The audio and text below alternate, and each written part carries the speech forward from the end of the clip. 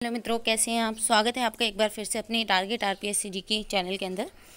मित्रों, हमने अपना फर्स्ट ग्रेड का हिस्ट्री का सिलेबस स्टार्ट कर रखा है और जैसे कि आपको पता है 4 और 8 अगस्त को हिस्ट्री का मतलब ये एग्ज़ाम होने वाला अभी संस्कृत डिपार्टमेंट का। कल वापस इनके सिलेबस अपडेट किए गए हैं।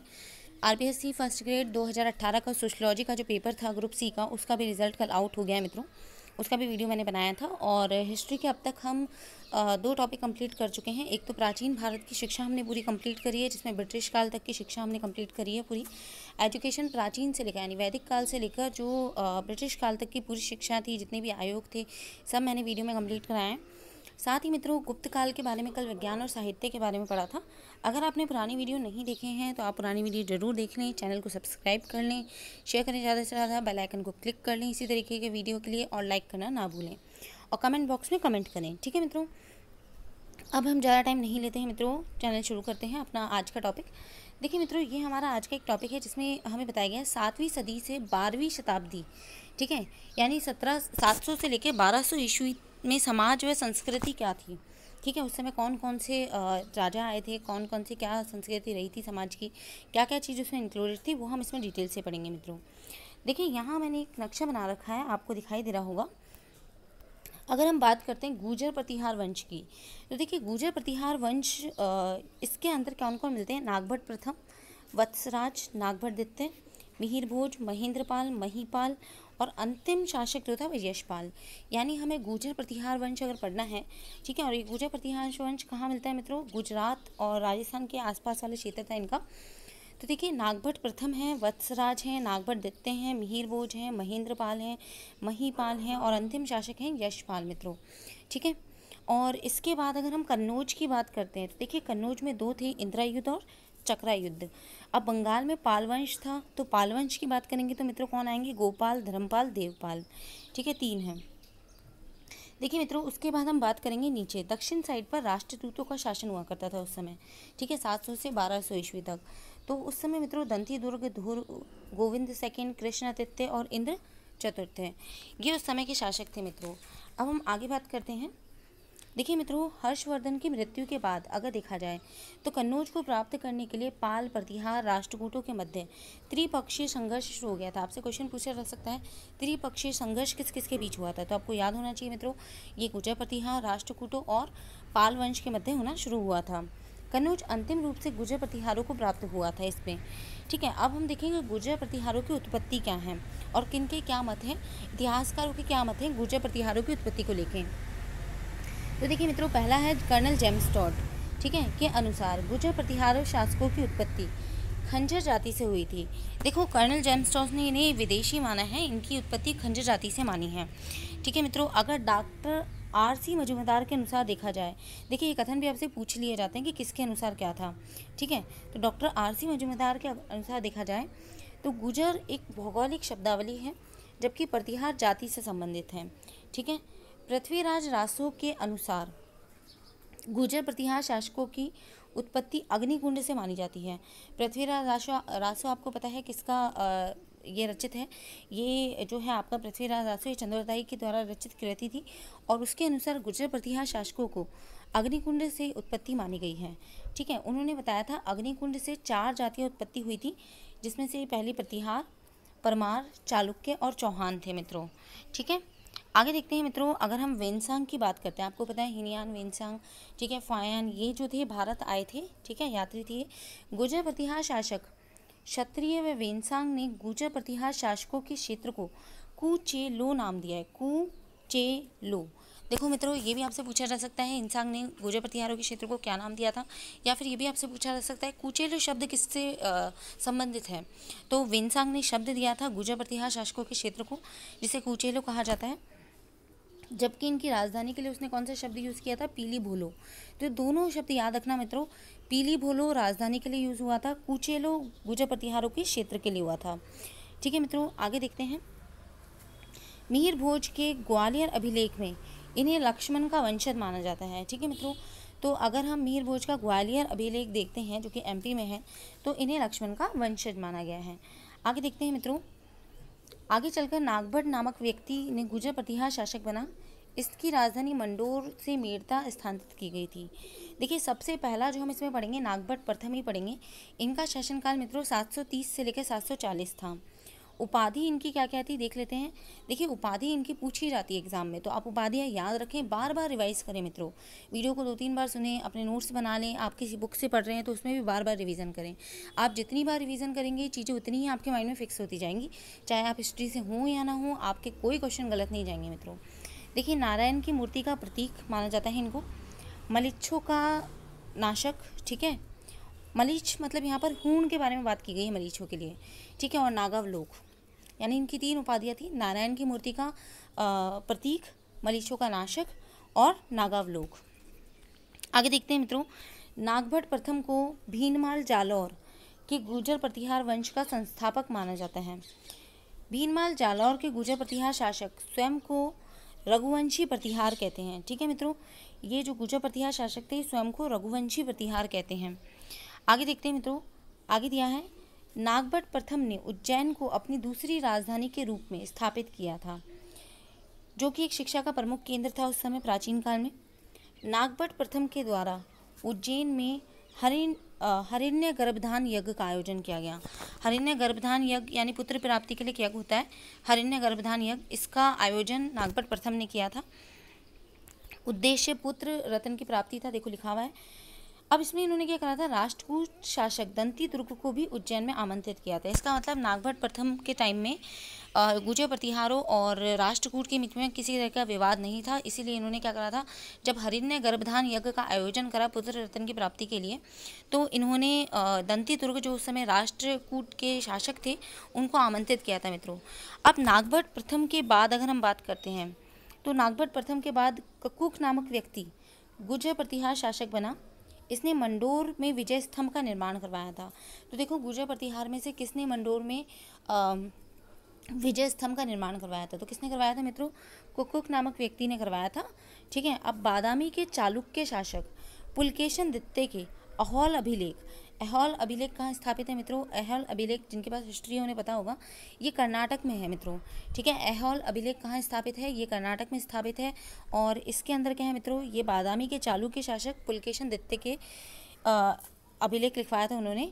इसके रचनाकार अहोल अभिलेख के रवि कीर्ति थे, ठीक है। इस अभिलेख में नागभट्ट प्रथम के बारे में जानकारी मिलती है। देखिए क्या जानकारी मिलती है, अहोल अभिलेख में नागभट्ट प्रथम गुर्जर प्रतिहार शासकों का वास्तविक संस्थापक कहा जाता है मित्रों। मिहिर भोज के ग्वालियर अभिलेख में नागभट्ट प्रथम के मलिच्छों का नाशक कहा जाता है। तो मैंने आपको बता ही दिया, नारायण की मृत्यु का प्रतीक होता है मलिच्छ यानी हूणों का नाशक कहा गया है, नागावलोक कहा गया है मित्रों। देखिए अब नागभट्ट प्रथम के बाद हम सेकंड शासक के बारे में पढ़ेंगे जिनका नाम है वत्सराज। इनका शासनकाल मित्रों 783 यानी 783, ठीक है, से लेकर कितना है मित्रों, ये है आपका 795, ठीक है मित्रों। अब हम बात करते हैं उपाधि। तो इनकी उपाधि क्या थी, रणहस्तिन यानी युद्ध का हाथी, रणहस्तिन मतलब युद्ध का हाथी। नेक्स्ट थी मित्रों जयवराहा, ये उपाधि इन्हें दुग्गल नामक ब्राह्मण ने दी थी, जयवराहा दुग्गल नामक ब्राह्मण ने दी थी, ठीक है। अब देखिए आगे देखते हैं। तो वत्सराज के काल में त्रिपक्षीय संघर्ष की शुरुआत हो गई थी। देखो मैंने आपको पहले बताया था हर्षवर्धन की मृत्यु के बाद कन्नौज को लेने के लिए, अब सभी कन्नौज को क्यों लेना चाहते थे, देखो कन्नौज उस समय सेंटर पॉइंट था, सभी तरीके के व्यापार वगैरह करने के लिए कन्नौज की ज़रूरत होती थी। तो मतलब कर वगैरह ना देना पड़े और एक सेंटर पॉइंट उनके अधिकार में रहे, तो इसीलिए सभी जो ये उस समय के गुर्जर प्रतिहार थे, राष्ट्रकूट थे, पालवंश थे, ये सब क्या करना चाहते थे, कन्नौज पर अपना अधिकार करना चाहते थे, ठीक है। तो त्रिपक्षीय संघर्ष की शुरुआत किसके काल में हो गई थी, वत्सराज के काल में। कन्नौज के शासक द्वारा युद्ध को पराजित करके कन्नौज पर अधिकार किया था, ठीक है मित्रों। वत्सराज ने कन्नौज के शासक इंद्रायुध को, ठीक है, वत्सराज ने क्या करा था, उस समय इंद्रायुध वहाँ के शासक थे, ठीक है, कहाँ के, कन्नौज के। तो कन्नौज के शासक को वत्सराज ने युद्ध में पराजित कर दिया था और कन्नौज पर अपना अधिकार कर लिया था। वत्सराज ने बंगाल के शासक धर्मकाल को मुंगेर के युद्ध में पराजित किया था। तो देखिए अगर आपसे ऐसे भी क्वेश्चन पूछा जा सकता है कि मुंगेर का युद्ध किस किस के बीच में हुआ था, तो मुंगेर का युद्ध किस किस के बीच में हुआ था मित्रों, ये युद्ध वत्सराज एवं बंगाल के शासक धर्मकाल के मध्य हुआ था मित्रों, ठीक है। परंतु वत्सराज राष्ट्रकूट शासक ध्रुव के हाथों पराजित हो गया था, ठीक है। अब इन्होंने देखो इन्होंने क्या करा था, इंदिरा युद्ध को तो हराया था जो उस समय कन्नौज में था, परंतु राष्ट्रकूट शासक जो ध्रुव थे उनसे पराजित हो गए थे। ठीक है भाई, दंती दुर्ग को तो उस समय जब देखो नागभट्ट प्रथम थे उन्होंने आमंत्रित किया था हरिण्य गर्भधान यज्ञ में, उसके बाद बने थे ध्रुव। तो ध्रुव ने वत्सराज को हरा दिया। वत्सराज ने सबसे पहले कन्नौज पर अपना अधिकार किया इंदिरा युद्ध को हरा के। धर्मपाल जो पाल वंश के शासक थे बंगाल में, उनके साथ युद्ध किया, मुंगेर का युद्ध, धर्मपाल को भी हरा दिया। परंतु राष्ट्रकूट के जो शासक थे उस समय ध्रुव, उनसे ये खुद हार गए थे मित्रों। ठीक है, इस प्रकार वत्सराज के काल में देखो कन्नौज पहली बार गुर्जर प्रतिहारों को प्राप्त हुआ था जब इंदिरा युद्ध से इन्होंने युद्ध किया। परंतु इन्हीं के काल में जब इन्होंने राष्ट्रकूट शासक ध्रुव से युद्ध किया तो उसी काल में इनका कन्नौज से अधिकार समाप्ति भी हो गया। मतलब इन्हीं के काल में हम ये कह सकते हैं कि कन्नौज गुर्जर प्रतिहारों के हाथों में आया था और इन्हीं के काल में कन्नौज गुर्जर प्रतिहारों के हाथ से निकल गया था मित्रों। देखिए आगे देखते हैं मित्रों इन्हीं के बारे में क्या कहा गया है। देखें, अगर हम वत्सराज के काल में जोधपुर में ओसिया नामक स्थान पर महावीर स्वामी जी का मंदिर निर्माण करवाया गया था। तो मित्रों आपकी बात ध्यान रखें कि इनके काल में महावीर स्वामी जी का मंदिर बनाया गया था जोधपुर ओसिया में, और यह शैव मत के अनुयायी थे। ठीक है मित्रों, अब अगर हम देखते हैं तो पश्चिमी भारत का सबसे प्राचीन जैन मंदिर जो है वो जोधपुर के ओसिया मंदिर को माना जाता है। वत्सराज के काल में ही संस्कृत भाषा में वली प्रबंध नामक लेख की रचना हुई थी। ठीक है मित्रों, गुर्जर प्रतिहार काल में प्रचलित सती प्रथा की जानकारी मिलती है। देखो गुर्जर प्रतिहार काल में सती प्रथा थी, इसकी जानकारी वली प्रबंध से मिलती है। और वली प्रबंध लेख जो था वो संस्कृत भाषा में लिखा गया। आपसे भी पूछा जा सकता है कि वली प्रबंध लेख किस भाषा में लिखा गया है? संस्कृत भाषा में। किसके काल में लिखा गया? वत्सराज के काल में। ठीक है मित्रों, आगे देखें, अगर हम आगे बात करते हैं तो वत्सराज के काल में अघोतन सूरी के द्वारा कुवल्यमाल नामक पुस्तक लिखी गई थी। ठीक है, ये एक हम अघोतन सूरी जो थे वे जैन मुनि थे, इन्होंने कुवल्यमाल नामक पुस्तक लिखी थी। इसी तरह जिनसन सूरी ने हरिवंश पुराण नामक पुस्तक की रचना करी थी। तो दो पुस्तक हैं, कुवल्यमाल, हरिवंश पुराण। कुवल्यमाल किसने लिखी है मित्रों? अघोतन सूरी ने। और हरिवंश पुराण किसने लिखी है? जिनसन सूरी ने। ठीक है मित्रों, अब इसके बाद हम बात करते हैं नागभट्ट द्वितीय की। देखिए इससे पहले हमने नागभट्ट प्रथम पढ़ा था, फिर हमने वत्सराज पढ़े, अब हम नागभट्ट द्वितीय की बात कर रहे हैं मित्रों। इनका शासनकाल क्या था?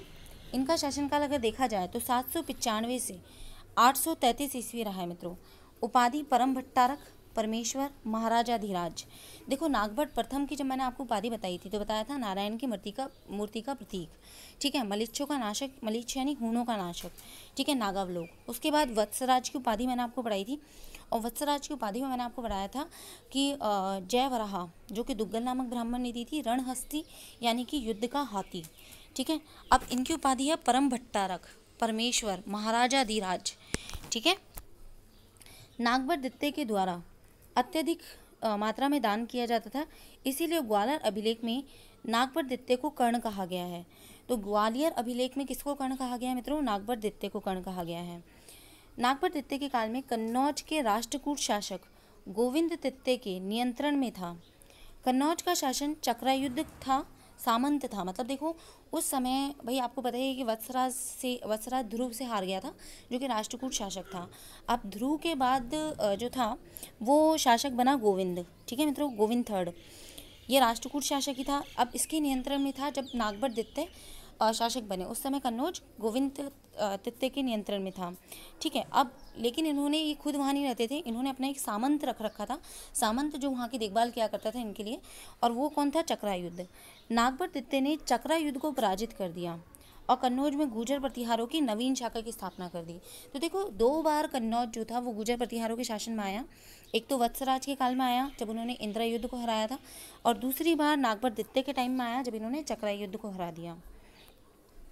आगे बात करते हैं मित्रों, देखो चंद्रप्रभ सूरी की पुस्तक है प्रभाकर चरित्र। चंद्रप्रभ सूरी की पुस्तक है प्रभाकर चरित्र।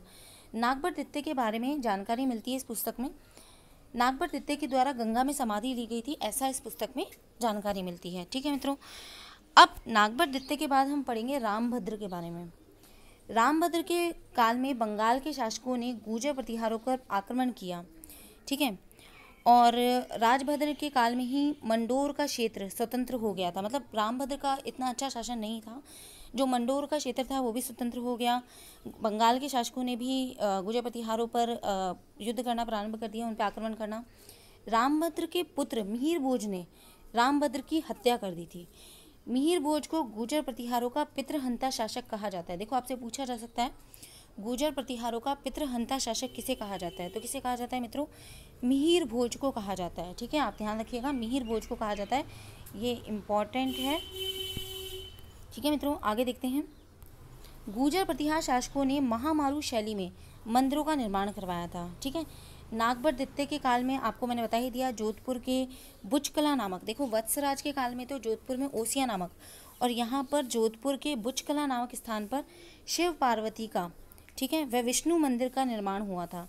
यह मंदिर महामारू शैली का मंदिर था मित्रों। ठीक है, तो आप ध्यान रखिएगा, गुर्जर प्रतिहार शासकों ने महामारू शैली में मंदिरों का निर्माण करवाना शुरू किया था। और महामारू शैली के मंदिर का निर्माण की अगर जानकारी देखें तो नागभट्ट द्वितीय के काल में जोधपुर के अंदर बुचकला नामक स्थान पर शिव पार्वती और विष्णु मंदिर का निर्माण हुआ था मित्रों। ठीक है, अब बात करते हैं मिहिर भोज की। तो देखिए, मिहिर भोज प्रथम पितृहंता शासक था। इसने रामभद्र की हत्या करी थी। 836 से 885 ईस्वी में इसका शासन रहा था।